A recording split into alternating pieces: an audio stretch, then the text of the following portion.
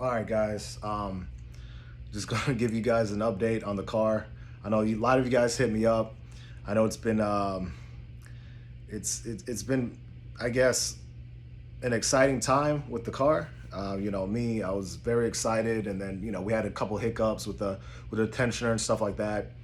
And like I said in my story, in my IG, I did make more horsepower, but this video is gonna be like a little discussion here. Is a ported R40 head worth it for the K24Z7 on a supercharger? And if you guys really want to know, for everyone that just wants to know the answer and bounce out, no, it's not. It's not worth it on a supercharged car. Now, for a turbo or NA, I could see where it's beneficial, but on a supercharged car, nah. So let's get into the numbers. 450 wheel horsepower, 356 wheel torque, around 17 pounds of boost was the number I was making previously. And ignition timing was only like 12, 13. So very conservative tune. That was on stock motor. As you guys know, with this new setup, built motor, built head, ported head, upgraded valves, upgraded valve springs. This time I put a bigger throttle body, hybrid cooling setup. So basically I got a bigger core. So I went to air manifold. So the air from that, after the supercharger comes in, it goes out, goes through a core that's cooled by my air to water, and then goes back in. So hybrid cooling setup, surge tank. I wanted to make sure I wasn't running out of fuel, so I went with a dual 450 Walboro Surge. It's in a surge tank. I still kept the 400 DW400 pump feeding it, because I was expecting big things, and I didn't want, I wanted everything to be set up where if I needed more boost, my fuel system and everything else could handle it. So final numbers. Man, it's such an embarrassment.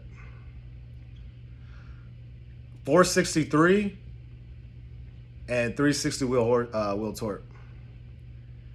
And this is on 21 pounds of boost. Same supercharger, 1900. 21 pounds of boost. Better IATs. 17 to 18 ignition timing. So, when I first heard this, man, I was so disappointed. Nate was there from Merc Racing. My pops was there. And very disappointing. Derek, my tuner, he gave me that, look, I told you so. Don't mess with these R40 heads on this platform, especially for supercharged. And a lot of people told me that, but, I got a great deal on the head, so I figured, hey, why not? Let me try it out. And after doing a lot of talking with Barry, Reese's Cars, and Jose, and Nate, my dad, and Derek, obviously, if you really think about it, so check this out. My previous setup, 450 wheel horsepower, right? 12 to 13 ignition, 17 pounds of boost. Duty cycle was only like 60% on 13cc injectors. You know what my duty cycle was with this new setup? Close to 80. So what that means is, for you to increase the duty cycle, why you need to increase the duty cycle, you're getting more air in. So we're getting the air in. Honda and everyone states that this head is the best flowing K-Series intake head ever. I'm getting air in, it's not coming out. And that's why I didn't get my numbers that I was expecting. So what the plan is now is go with the K20 head. I'm not gonna port it. I'm not going to put cams in it initially. I'm just gonna go with the RBC K20 head, put some valve springs, and just swap it on there, keep the setup the same. And I wanna see what the increase is compared to the ported R40 head. It's very disappointing. A lot of people would go, where'd you get your, who ported your head, who did your head? It's 4-piston, but you can't blame them. It's just the design. Now, for a turbocharged car, this might be a great setup. Just the way it's designed, the single exit to a turbo spools it up and stuff like that. That might be It might be better for turbo, it might be better for NA, but I could tell you this right now, just through our experimentation, it's not good for a supercharger. So with that ported head and everything, we're getting all the air, man. We're pushing all that air, and it's not getting out, man. So, and oh, I forgot to mention, we gutted the cat. So there's no restriction in my exhaust system, 3-inch all the way back. So yeah, man, that's it. So right now I'm at 463, 360 wheel torque at 21 pounds of boost. So I only gained 4 torque, 13 horsepower with added like 4 PSI, more ignition timing, better fuel system, better IATs. So only conclusions that we really came down to is the it's not flowing out. Unless like the new motor is still 11-1, unless somehow it got slapped with a 10-1 or not 10.5-1, but I don't think that kind of mistake could have been done. I mean, it's possible, but I doubt it. Really think it's the head. So what the plan is, I'm gonna sell this R40 head to anybody that's turbocharged. It should benefit you guys. NA definitely should. And also I was thinking like, nah, you know what, forget it. I was gonna say, well, maybe it needs cams, but you know what, fuck it. It's just still going out in that single exit design, so I don't think cams would do shit. But yeah, I'm planning on selling it. I'll probably post on IG or something, and make another separate video, like, and post on the forums. Hey, I'm gonna sell it. I'm gonna sell it for a good deal, guys. So basically, what I'm trying to do is take that money that I'm gonna be spending, making on the R40 head, and purchasing a RBC head, and be able to pay for the decking and the labor work of installing the valves and valve springs, buying the valve springs. So I just want basically like an even swap. So that's that, guys. Sorry to disappoint. I know a lot of you guys were anxious to see the numbers. A lot of you guys hit me up, like definitely in the 500s, close to 600s, and that's what I thought. And and my current setup, I'm not even maxed out on the 1900 because we're going. I have the 3.0 crank pull, no 3.0 supercharger pulley, and I went back to the 9th gen crank pulley, and that's the increase in boost.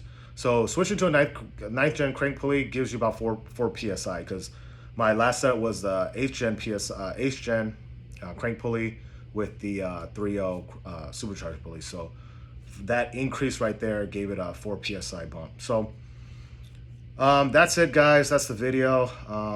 I was gonna my GoPro's fucked up now. My camera got fucked up, so I'm recording this on my phone. I was gonna like put graphs and shit throughout the phone, throughout the video, and have, you know, edit everything and upload it, but I guess not. So I just decided point and shoot, and that's it. Like I said, guys, sorry to disappoint, man. It's been a hectic couple weeks. You know, just all the, you know, I felt so bad because like all the time and money I spent on this build, and just all the time and effort that Merc Racing did to help me do this build. You know, they went far, whatever the fucking saying is, far and beyond, or beyond expectations, man. And you know, Jose really hooked it up. Merc Racing really hooked it up. They did a phenomenal job, man. And it's you know, they were upset too, because it's like we put a lot of work into it, and money and effort, and just to only gain that much because of a piss poor Honda designed head on an NA car. It's just unfortunate, man. So it's been a crazy couple of weeks for me. Motions everywhere. You know, the first time with the tensioner going out, I was, you know, very, I wasn't upset, but I felt a certain way. And then now with this, I just feel like it's like another blow, and it's it makes you want to give up. Honestly, it really does. It makes you want to give up and said, like, you know, fuck it, and just don't even worry about it anymore. But you know, I'm close to the finish line, man. I really want this car to be a beast.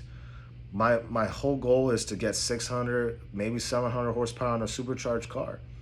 But right now, I just want to max out on 1900 with a good set of heads, and maybe switch to a 2300 and max that out.